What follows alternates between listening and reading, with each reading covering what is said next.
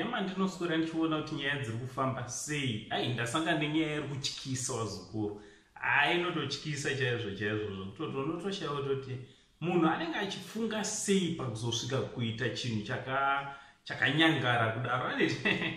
Chinhu chakanyangara ichocho. Right, so chiteerera kana ngosati wasubscribe paSaint TV.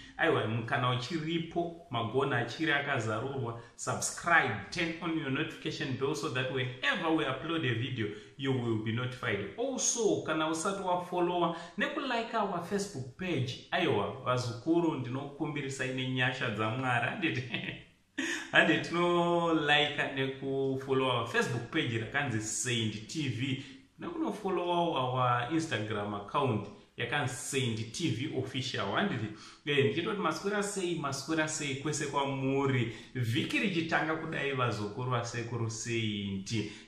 So vazukuru nyaya yandasangana nayo yakaitika kuwadzana. Pana madzimai anditi vari kunzi ivo vakagara nechitunha for 6 days. Murume wavo ashayika, havana kudza munhu, vakapfurira vachigara naye for 6 good days chiri chitunha wazukuru, kusvika pakutotanga kunhuhwa chidhumbu kana kuti chitunha chinova chinhu chakatyamadza vagari vemunzvimbo yekuwadzana. Handiti nekuti madzimai ava vakazobvunzisiswa kunzi why vakachengeta chitunha murume afa mumba for 6 days. Hanzi vari kutaurayo vachiti zvoni vanga vaudzwa namweya mutsvene kuti achamuka.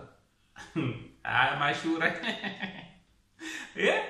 Mweya mutsvene anga vaudza kuti vachamuka 6 days munhu akanhuhwa. Vakomana tisada kudaro. So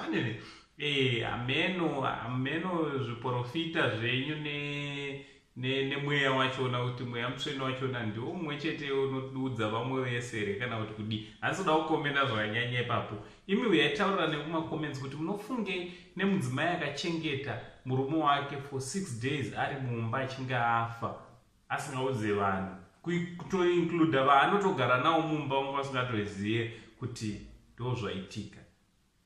Zvakaoma. From Uncle Saint, the only